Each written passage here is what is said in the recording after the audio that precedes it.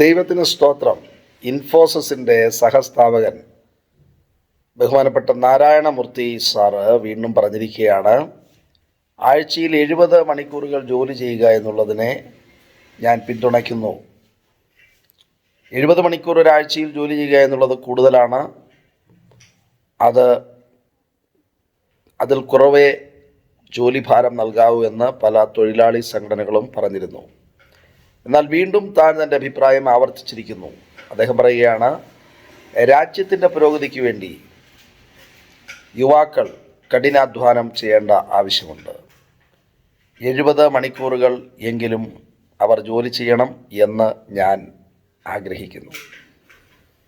അങ്ങനെ ഞാൻ ജോലി ചെയ്തിരുന്നു. അദ്ദേഹം പറയുന്നു, ഓരോ ദിവസവും 12 മണിക്കൂറുകൾ ഞാൻ ജോലി ചെയ്തിരുന്നു. അദ്ദേഹം ഒരു ഉദാഹരണമായി പറയുന്നത് ശ്രീ നരേന്ദ്രമോദി, നമ്മുടെ ബഹുമാനപ്പെട്ട പ്രധാനമന്ത്രിയുടെ ജോലി സമയമാണ്. അദ്ദേഹം പറയുന്നു, ഒരു ആഴ്ചയിൽ പ്രധാനമന്ത്രി 100 മണിക്കൂറുകൾ ജോലി ചെയ്യുന്നു.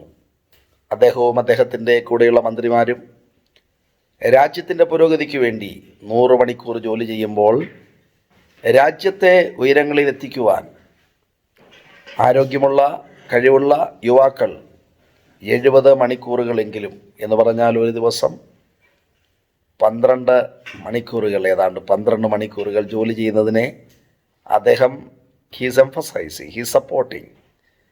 അദ്ദേഹം പറയുകയാണ്, അങ്ങനെ ചെയ്യണം, അപ്പോഴാണ് രാജ്യം വികസിക്കുന്നത്. അത് ശരിയോ തെറ്റോ എന്നുള്ളതിനെ കുറിച്ചല്ല, മറിച്ച് നമ്മൾ കർത്താവിൻ്റെ വേലക്കാർ, യേശുവിൻ്റെ ശിഷ്യന്മാർ, വിശ്വാസികൾ രാജ്യത്തിൻ്റെ വികസനത്തിന് വേണ്ടി for the expansion of the kingdom of God, ദൈവരാജ്യത്തിൻ്റെ വളർച്ചയ്ക്ക് വേണ്ടി നമ്മൾ എത്ര സമയമാണ് ജോലി ചെയ്യുന്നത്? ഒരു ദൈവദാസൻ ഒരു ദിവസം എത്ര സമയമാണ് അധ്വാനിക്കുന്നത്? പൗലോസ് അപ്പോസ്തലനെ ശ്രദ്ധിച്ചാൽ താൻ റോമാലേഖനം അവസാനത്തെ 15-ാമത്തെ അധ്യായത്തിൽ പറയുകയാണ്, ഞാൻ നിങ്ങളെ കാണുവാൻ ആഗ്രഹിക്കുന്നു. ഞാൻ ആദ്യം യെരുശലേമിലേക്ക് പോകും. അവിടെ പാവപ്പെട്ട വിശ്വാസികൾക്ക് സഹായവുമായി ഞാൻ പോവുകയാണ്. ഞാൻ അവിടേക്ക് പോകുമ്പോൾ നിങ്ങൾ എനിക്ക് വേണ്ടി പ്രാർത്ഥിക്കണം. കാരണം വളരെ ബുദ്ധിമുട്ടുള്ള അപകട സാധ്യതയുള്ള സ്ഥലത്തേക്കാണ് പോകുന്നത്. അവിടെ നിന്നും ഞാൻ സ്പെയിനിലേക്ക് പോകും. ആ സ്പെയിനിലേക്ക് പോകുന്ന വഴി നിങ്ങളെയും കാണുവാൻ ഞാൻ ആഗ്രഹിക്കുന്നു. പൗലോസ് അപ്പോസ്തലൻ്റെ ജീവിതം പരിശോധിച്ചാൽ താനൊരു ജോലി ചെയ്യുകയായിരുന്നില്ല.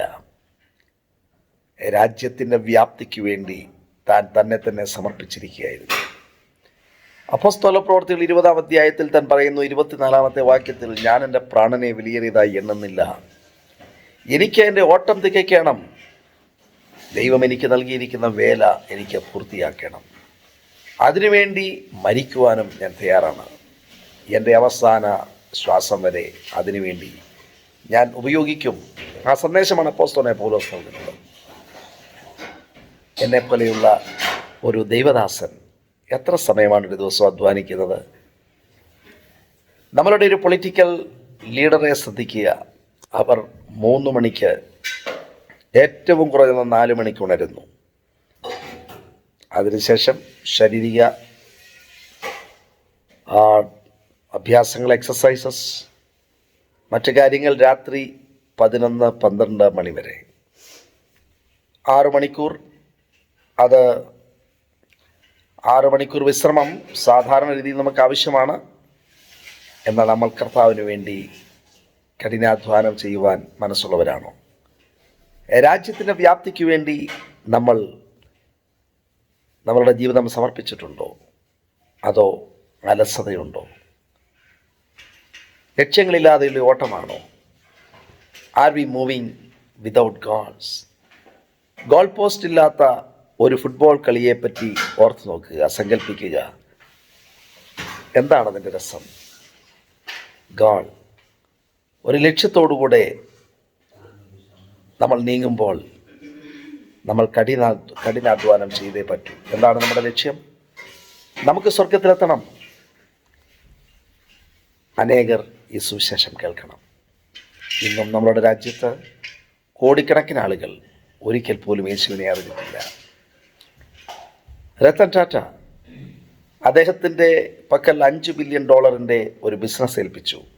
അദ്ദേഹം അതിനെ 150 കോടി വളർത്തി, ഡോളർ മൂല്യമുള്ള വ്യവസായമായി വളർത്തി. നമ്മുടെ പക്കൽ ദൈവം ഏൽപ്പിച്ചിരിക്കുന്ന ഉത്തരവാദിത്തങ്ങൾ അത് നമ്മൾ വളർത്തുകയാണോ അതോ അത് കുഴിച്ചിടുകയാണോ? നമുക്ക് ചിന്തിക്കാം. കർത്താവിന് വേണ്ടി അത്യധ്വാനം ചെയ്യാം. God bless you.